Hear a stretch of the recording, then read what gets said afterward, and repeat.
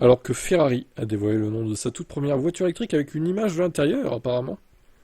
Un écran carré. C'est marrant, ça. Alors, attendez, qu'est-ce qu'on voit sur cet écran? Description.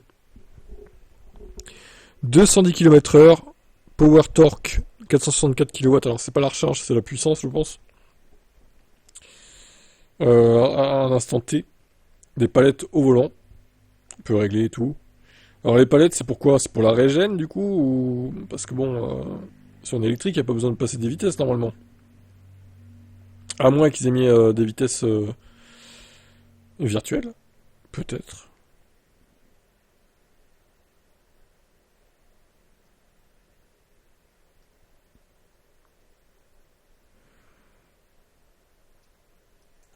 La firme italienne a profité de l'occasion pour révéler l'intérieur du modèle. Ok. C'est la Ferrari Luce. Ce qui signifie lumière. Bah, électricité, lumière. Logique.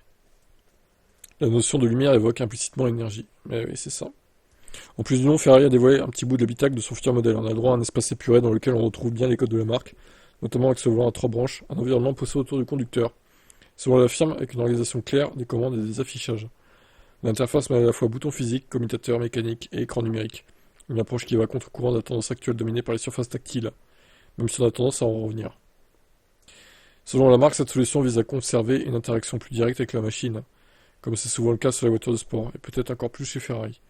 Voilà qui devrait séduire les puristes. Dans le détail, l'habitacle fait appel à l'aluminium recyclé et à du verre technique. La marque met aussi en avant l'utilisation de matériaux recyclés, un passage quasi obligeant de 26 et une fabrication de précision. Ferrari s'est fait accompagner par un grand nom du design pour mener à bien ce travail sur l'habitacle. C'est John Ive, le designer culte de l'iPhone, qui a piloté la création du design intérieur, avec le collectif L'Homme From, dont il est fondateur. Une collaboration assez inhabituelle dans le monde de l'automobile, qui montre bien l'importance croissante de l'expérience utilisateur dans le domaine du véhicule électrique. Ça, c'est original, oui.